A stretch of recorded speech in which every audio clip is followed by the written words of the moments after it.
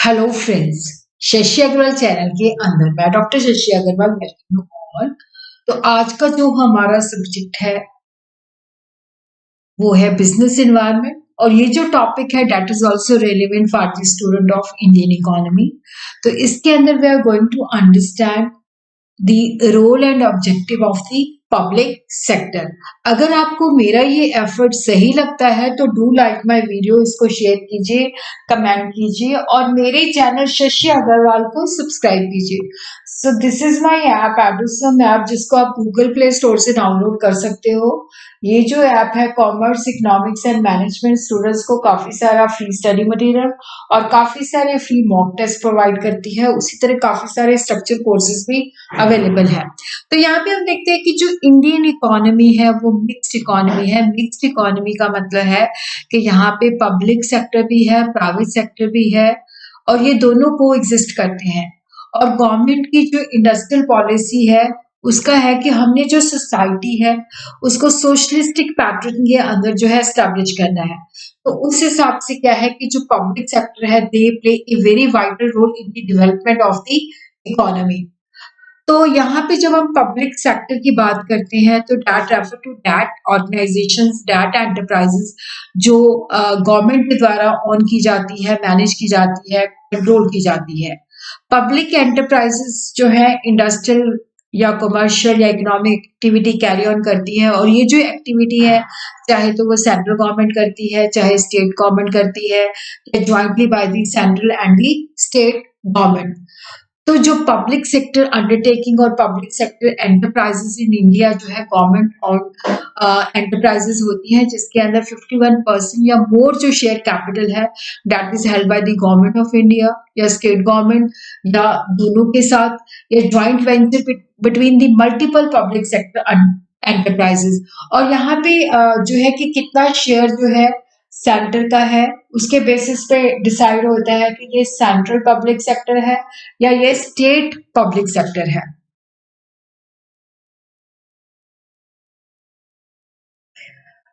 और public sector के अंदर it include all the government owned enterprises, और इसको गवर्नमेंट जो है मैनेज करती है। गवर्नमेंट का जो इन ऑर्गेनाइजेशन के ऊपर जो है पूरा कंट्रोल होता है, क्योंकि देखो यहाँ पे गवर्नमेंट जो है, क्योंकि जो हमारा मिक्स्ड इकोनॉमी है और यहाँ पे गवर्नमेंट ने पब्लिक सेक्टर सेटअप किया है ताकि इकोनॉमी की डेवलपमेंट हो सके, लोगों को सोशल वेलफेयर मिले और इकोनॉमी के अंदर जो है वो प्रॉफिट अर्निंग भी हो सके। ये जो पब्लिक सेक्टर एस्टैब्लिश किए जाते हैं तो वो earning of profit with the motive of social welfare.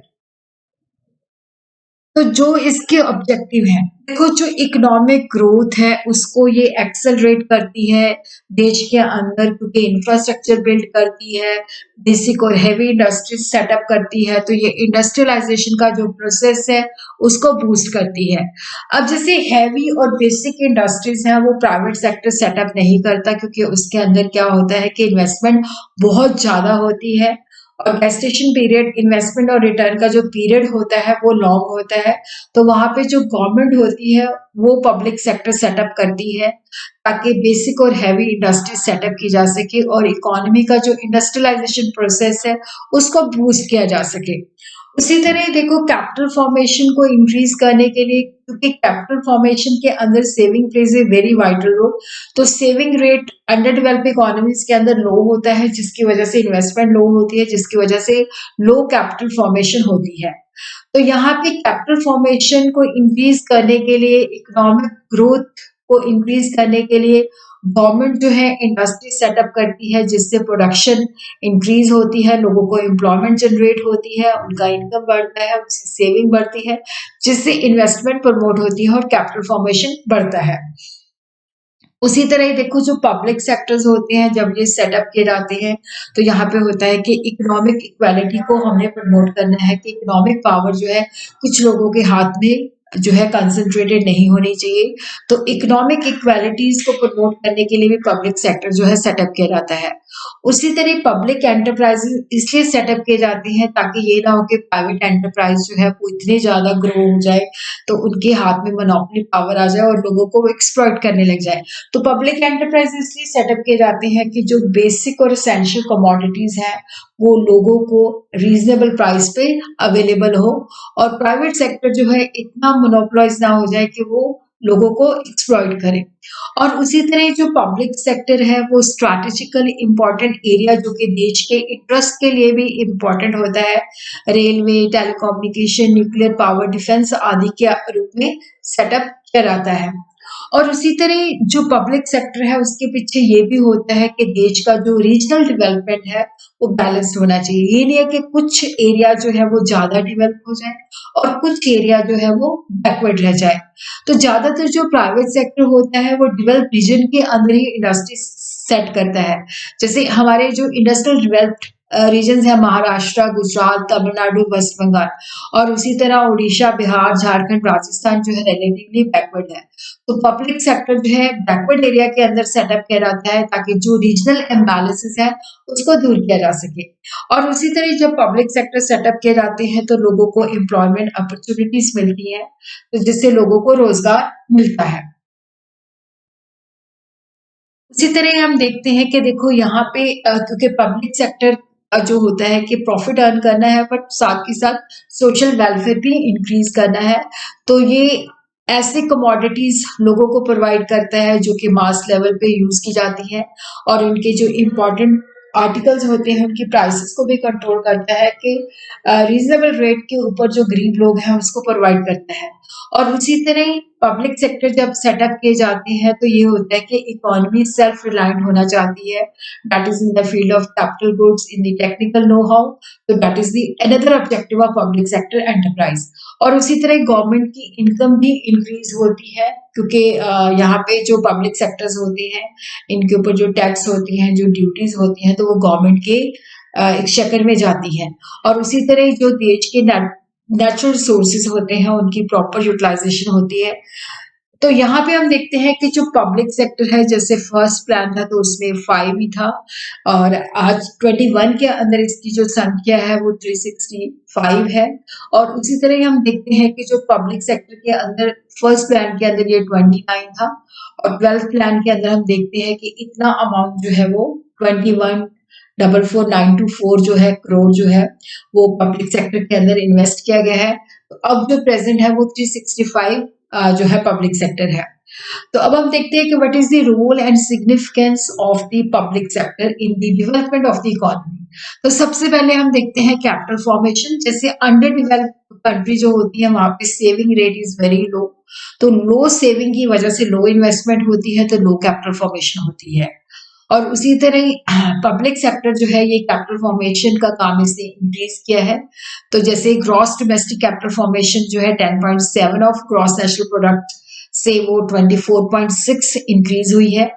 और पब्लिक सेक्टर का जो शेयर है वो फर्स्ट प्लान के अंदर 1/3 था, लेकिन अब ये सिक्स प्लान के अंदर ये हाफ हो गया है। और अब जो है क्योंकि ये 37 से डिक्लाइन मतलब टू डिक्लाइन कर गया है, जिससे लगता है कि पब्लिक सेक्टर के साथ साथ हमें प्राइवेट सेक्टर को भी इम्पोर्टेंस देनी है। और पब्लिक एंटरप्राइजेस जो है वो ज्यादा से ज्यादा एम्प्लॉयमेंट अपॉर्चुनिटी क्योंकि ऑर्गेनाइज सेक्टर के अंदर प्रोवाइड करती हैं। तो 2012 के अंदर जो पब्लिक सेक्टर एंटरप्राइज थी 176.1 लाख जो है लोगों को रोजगार प्रोवाइड करती थी। और पब्लिक सेक्टर जो है 59.5% ऑफ टोटल वर्कर जो एम्प्लॉयड होते हैं उनको रोजगार देता है। और उसी तरह जीडीपी के अंदर 90 टू 93 के अंदर इनका शेयर जो था 14% था और 2012 और 13 के अंदर इट रोज टू 20.04%। तो यहाँ पे क्या होता है कि जैसे इंफ्रास्ट्रक्चर है क्योंकि पब्लिक सेक्टर इंफ्रास्ट्रक्चर बिल्ड करता है क्योंकि प्राइवेट सेक्टर जो होता है उस फील्ड के अंदर नहीं आता क्योंकि इसके अंदर रिसोर्सेज ज्यादा चाहिए होते हैं। तो जो पब्लिक सेक्टर है वो इंफ्रास्ट्रक्चर डेवलप करने में भी हेल्प करता है क्योंकि अगर irrigation facility, power, energy, telecommunication, transportation और बेसिक हैवी इंडस्ट्रीज इकोनॉमी के अंदर नहीं है तो ना तो एग्रीकल्चर डेवलप हो सकती है, ना ही इंडस्ट्री डेवलप हो सकती है। तो गवर्नमेंट जो है इसी के बेसिस पर पब्लिक सेक्टर जो है सेटअप करती है, वो इंफ्रास्ट्रक्चर क्रिएट करते हैं, एक्सपैंड करते हैं, और जिसका फायदा जो होता है प्राइवेट सेक्टर भी अच्छी तरह से इंजॉय करता है। उसी तरह देखो, ये पब्लिक सेक्टर है जो इंडस्ट्रियल बेस को स्ट्रॉन्ग बना सकते हैं, जो इंडस्ट्रियलाइजेशन का जो प्रोसेस है उसको तेज करते हैं। तो जैसे समय समय पे इंडस्ट्रियल पॉलिसीज आती हैं, तो जिससे क्या होता है कि पब्लिक सेक्टर के लिए क्या है कि जैसे एरियाज फिक्स होते हैं, पहले ये ज्यादा था, अब ये काफी मतलब 2 एरियाज के अंदर जो है पब्लिक सेक्टर ही खोल सकता है। तो जिससे 96 के अंदर जो पब्लिक सेक्टर का शेयर माइनिंग, कम्युनिकेशन, रेलवे और डिफेंस के अंदर 100% था। इलेक्ट्रिसिटी, वाटर एंड गैस के अंदर 95% शेयर था। बैंकिंग इंश्योरेंस के अंदर इट वाज अप टू 83%। तो हम देख रहे हैं कि पब्लिक सेक्टर जो है वो एक स्ट्रॉन्ग इंडस्ट्रियल बेस सेटअप करने में काफी हेल्पफुल रहा है। उसी तरह देखो, जो रीजनल इम्बैलेंसेस होते हैं उसको रिमूव करने में भी हेल्प करता है, क्योंकि जो पब्लिक सेक्टर इंडस्ट्रीज लगाई जाती है वो डेवलप इंडस्ट्रियल एरिया में नहीं लगाई जाती, वो बैकवर्ड स्टेट्स के अंदर लगाई जाती हैं, ताकि बैकवर्ड स्टेट्स की डेवलपमेंट हो सके। जितने भी मेजर स्टील प्लांट्स हैं वो बैकवर्ड एरिया के अंदर ही एस्टैब्लिश किए गए हैं। All the unit of HMT, IFFCO, वो बैकवर्ड एरिया के अंदर ही एस्टैब्लिश किए गए हैं। और उसी तरह पब्लिक सेक्टर का अगर हम रोल देखें तो वो नेशनल जो गवर्नमेंट है उसका जो खजाना है उसके अंदर भी काफी कंट्रीब्यूट करता है। और ये जो कंट्रीब्यूशन है थ्रू कॉर्पोरेट टैक्सेस है, एक्साइज ड्यूटी है, कस्टम ड्यूटी है, अदर ड्यूटीज है। तो 6 प्लान के अंदर इट हैज कंट्रीब्यूटेड ₹27,750 करोड़, और 8 प्लान के अंदर जो कंट्रीब्यूशन था 1,33,780 करोड़। और उसी तरह पब्लिक सेक्टर का साइज बड़ा होता है, इनकी रिक्वायरमेंट बड़ी होती है, तो ये काफी सारे इंटरमीडिएट टूल्स वगैरह जो होते हैं स्मॉल एंड एंसिलरी यूनिट से परचेज करती हैं। तो जिससे जो एंसिलरी इंडस्ट्रियल यूनिट होती हैं उनका भी ग्रोथ जो है बूस्ट होता है, तो वो भी आगे लोगों को एम्प्लॉयमेंट जनरेट होती है। उसी तरह मैनी पब्लिक सेक्टर इसलिए सेटअप किए गए थे कि जो प्राइवेट सेक्टर यूनिट सिक हो चुके हैं उनको रिहेबिलिटेट किया जा सके। और उसी तरह इकोनॉमीज के अंदर इनइक्वालिटीज को रिड्यूस करने में भी हेल्प करती है, कि जो यहाँ से प्रॉफिट होते हैं वो इनके वेलफेयर, लोगों के वेलफेयर के लिए यूज किए जा सकते हैं। पब्लिक सेक्टर जो है डिस्क्रिमिनेटरी पॉलिसी फॉलो कर सकता है, कि जैसे वो जो स्मॉल स्केल इंडस्ट्रीज है उसको लो प्राइसेस पे मटेरियल प्रोवाइड करें, और जो बिग इंडस्ट्री है उसको हाई प्राइसेस पे, और लेबर को बेटर वेजेस दे सकता है, जिससे वेरियस वेलफेयर स्कीम्स को बूस्ट कर सकता है। और उसी तरह ही जो पब्लिक सेक्टर्स होते हैं वो मतलब जो उनका प्रोडक्शन मैकेनिज्म है कि वो मतलब जो लोगों की रिक्वायरमेंट है, जो मास लेवल की रिक्वायरमेंट है, उन चीज़ों को प्रोड्यूस कर सकते हैं, और जो टॉप एग्जीक्यूटिव्स होते हैं उनकी इनकम को वो रेगुलेट कर सकते हैं।